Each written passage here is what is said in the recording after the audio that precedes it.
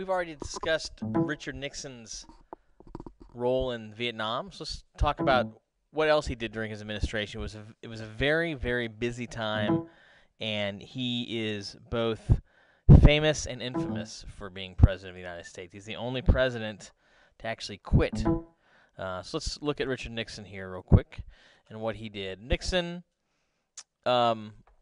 was a guy who desperately wanted to be president, ran against Kennedy, lost, ran later on and won.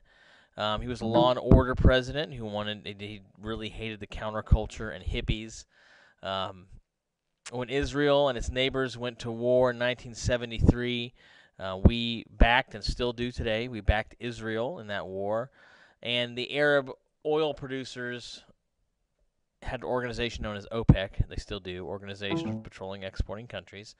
They stopped shipping oil to the United States, which at that time we didn't rely on them as much as we do today.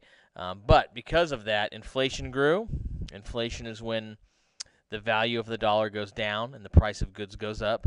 Prices began to go up on everything, and gas went from about, if you can imagine this, gas went from 28 cents a gallon to 65 cents a gallon, and people were outraged.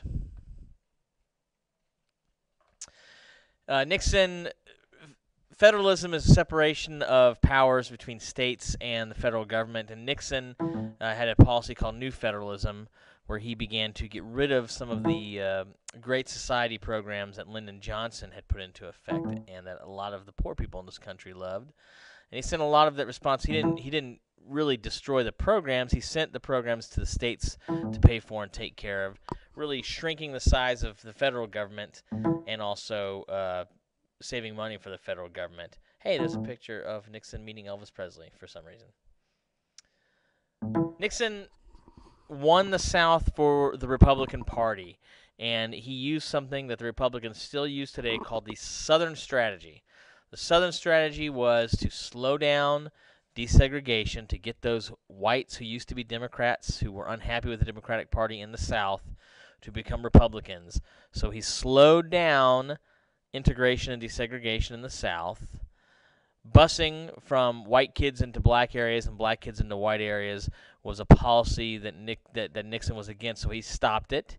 And really that just meant that white kids went to rich schools again and black kids went to poor schools. He was also against some parts of the Voting Act and worked to take some parts of the Voting Act apart.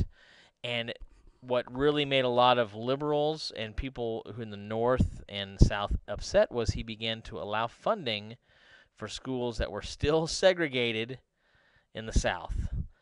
He began to allow federal funding for those schools, which, of course, no president since Eisenhower had done. But he won over the whites he had the Republicans in the North locked up, and he was beginning to change the Democrats in the South, who were white, into Republicans. And today, if you look at a map of the United States, the strongest Republicans are in the South because of this Southern strategy. The Supreme Court, he replaced 4 justices on the Supreme Court. He picked a moderate and 3 conservatives. And there you can see that was the Supreme Court when he was president.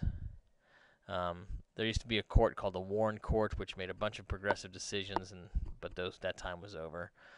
He was also there when John F. Kennedy's dream of landing a man on the moon became a reality. Kennedy, Johnson, and Nixon pumped money into the NASA program in hopes of a moon landing, and it happened on Apollo 11. Neil Armstrong was the first man on the moon. This mission was there for 21 hours and 36 minutes. There's the rocket taking off. There they are going around the moon. There's Neil Armstrong on the moon. There they are after they were picked up. One of those astronauts did not get to land on the moon. 2 of them got to go on the moon, 1 did not. But there they are on the aircraft carrier after their little module was picked up out of the ocean when they returned to Earth. Henry Kissinger was Nixon's right-hand man, and he was really the guy who formed Nixon's foreign policy. He and Nixon were both really secretive and suspicious of everybody around them. He became Secretary of State in charge of the nation's foreign policy. He wanted to end the war in Vietnam, and he wanted to warm the relationships between the United States and the Soviet Union and the United States and China. The big policy of the Nixon administration was called détente. Détente is a French word that means the relaxing of tension between us and China specifically. And there he is, Nixon meeting Mao Zedong. Earlier in his political career, Nixon had been extremely anti-communist. But as president, he was much more pragmatic. He went to communist China, the first president to do so. He thought, since we had been ignoring China for decades, and China was this rising country with with 1 billion people inside of it, that we couldn't ignore them any longer. And he went to China and opened up trade with China. There he is on the Great Wall of China. Opened up communication with China. China finally took a seat at the UN at the urging of Nixon, and he wanted to use China. Like, now we're because China, even though it was communist and the Soviet Union was communist, they didn't get along.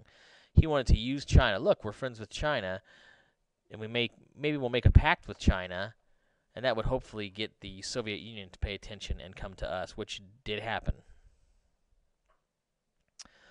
Because of his opening of China and going on this really amazing trip that no other president had ever gone to, and it was in a time when the news was, he was on the news every night in China, meeting with people and walking on the Great Wall of China and going into the Forbidden City. His popularity really skyrocketed in the United States. And to this day, people are, even liberals, both Republicans and Democrats, were a fan of his foreign policy. There he is. Nixon went to the Soviet Union. There he is in the Soviet Union.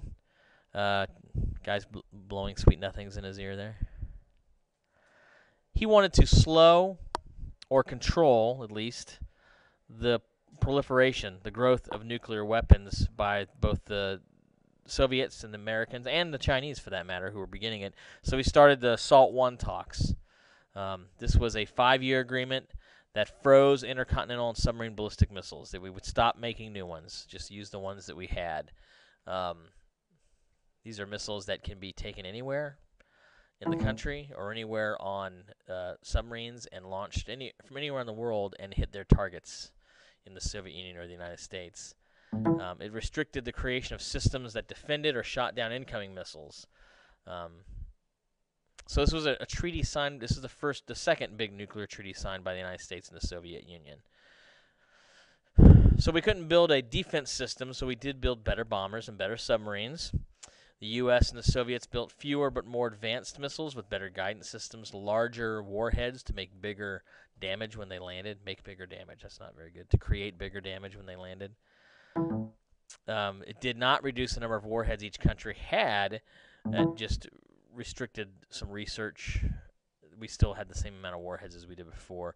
What was important about SALT, that treaty, was it did show a willingness by both the Soviet Union and the United States, the only two superpowers in the world, to start to talk about nuclear weapons and how we were going to control this nuclear arms race. Now, the next lecture is going to be about the Watergate scandal, the scandal that forced Richard Nixon to quit being president, and then the man who took over, his vice president, the only unelected president in the history of the United States, Gerald Ford. So that'll be in the next lecture.